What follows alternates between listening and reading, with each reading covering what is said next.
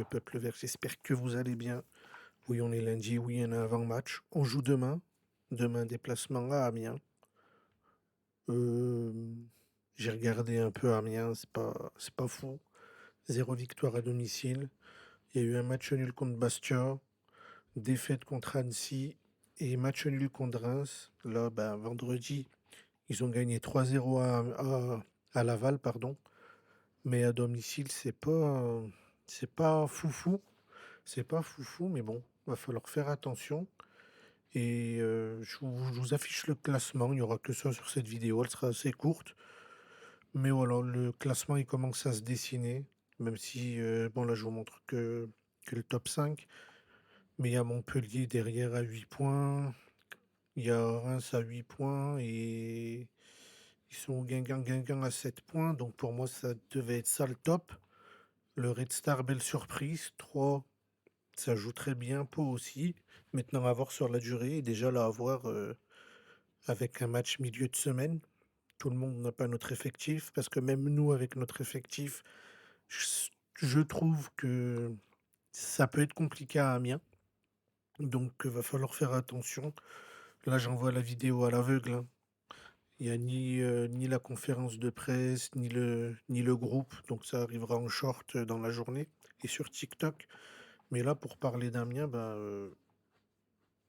je sais pas, j'ai un peu regardé rapidement leur match. Ils aiment bien laisser le ballon, donc ça nous arrange, mais ils aiment bien aussi, comment dire, endormir le rythme, en fait.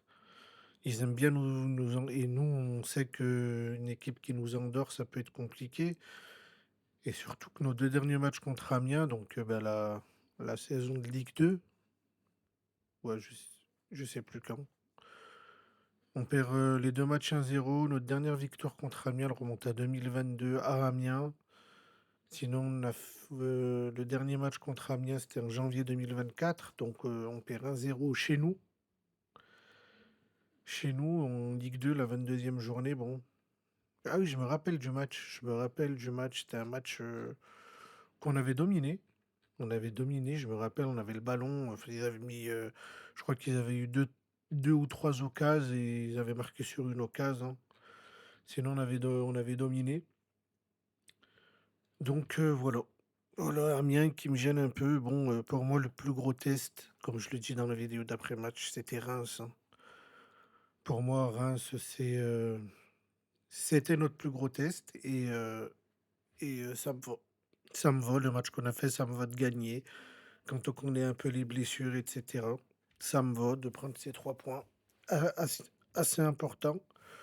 Du coup, on voit au classement, hein, 14 points, bon, on est la seule équipe invaincue du championnat, ce qui est un peu logique pour moi. Il y a peut-être un match nul de trop contre Grenoble, je pense qu'on aurait dû prendre les 3 points, mais sinon ça me va, meilleure attaque. On n'est pas la meilleure défense, hein. 7 buts, mais dont 2 buts hier, enfin samedi. C'est pas trop gênant et 3 buts au premier au match d'ouverture, il me semble, je vais vérifier, mais il me semble que oui, on fait 3-3 le 1 match de la saison. Ouais, 3-3 à Laval. Bon, ça fait 5 buts en gros, voilà, on essaye de faire des clean sheets. Donc là, contre Amiens, j'aimerais bien. Maintenant, bah, j'attends la conférence et de voir le groupe. Est-ce qu'il y aura Jabert? Et est-ce que David Ashvili il est à 100?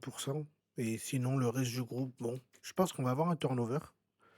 Je suis pas dans la tête du coach, mais si j'étais le coach, bon, parce qu'on rejoue samedi, faut pas, voilà, c'est ça.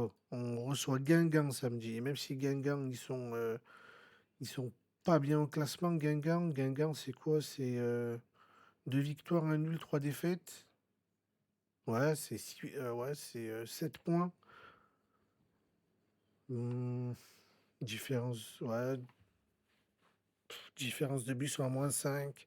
Ça reste Guingamp, on sait que les équipes, quand elles viennent à Geoffroy Guichard, elles ont un petit truc en plus. Donc voilà. Et pour appuyer sur Amiens, faut gagner. Parce que là, on a 5 points d'avance. Si on peut les mettre à 8 points, qu'on commence à mettre une petite distance avec les équipes qui me gênaient en début de saison.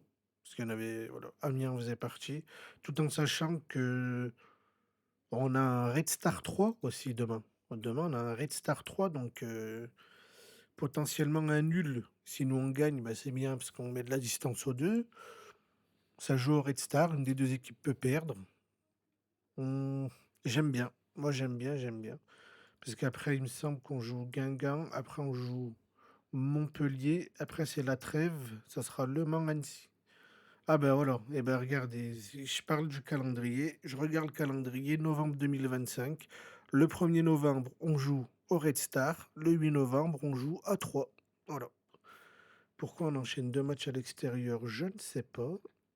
Mais bon, normalement, là, sur le mois de novembre, on sera sur notre vrai rythme, en fait. Parce que là, on va enchaîner, on joue 18, il y a plus de trêve avant la trêve hivernale, là. Donc on va enchaîner les matchs. On sera chaud, on sera sur un bon rythme. Donc voilà. Donc Amiens, franchement, 3 points. Normalement, c'est les 3 points. Je nous vois bien, emballer ce match à l'extérieur. Comme j'ai dit, Amiens, ils aiment bien laisser le ballon. On va essayer d'y aller et puis voilà, hein. Après, de toute façon, on n'a pas le choix. Et petite stat qui fait plaisir, je vais vous l'afficher. Heu, je regardais les stats buteur-passeur et ben, le meilleur passeur du championnat avec 5 passes, c'est Boakye. Très, très beau début de saison. Énorme début de saison. Vraiment 5 passes D, c'est énorme. On s'en rend pas compte, c'est énorme l'impact qu'il a sur les matchs. Il en fait 2 encore, samedi et j'espère, contre Amiens, il en fera. Du coup, comme vous voyez, à chaque fois, je vous mets mes compos probables et à chaque fois, je le mets pas et à chaque fois, en fait, je devrais le mettre parce que sans parler de qualité individuelle de Stassin, Davitashvili et cetera, si on parle du joueur le plus impactant, pour moi, c'est Boakye et Moefek. Donc c'est pour moi, c'est les 2. Moefek, son absence, elle nous fait mal, mais Boakye, c'est un début de saison exceptionnel. On voit que Bernauer, il travaille bien avec lui. Bernauer, Orneland, il travaille bien avec lui. On voit qu'il y a de l'entente sur son couloir avec Ferreira, même s'il est blessé à voir. Avec les enfin voilà, c'est un joueur polyvalent, complet, j'aime bien. J'étais pas fan en Ligue 1, mais après il avait une grosse blessure et le contexte Ligue 1, c'était pas un contexte, favorable pour la progression des joueurs, hein. On jouait chaque match, pour la survie, on prenait des valises et cetera. Mais là, ben, Ligue 2, il s'épanouit et je pense que c'est l'un des premiers noms que le coach y met sur la feuille de match et c'est mérité.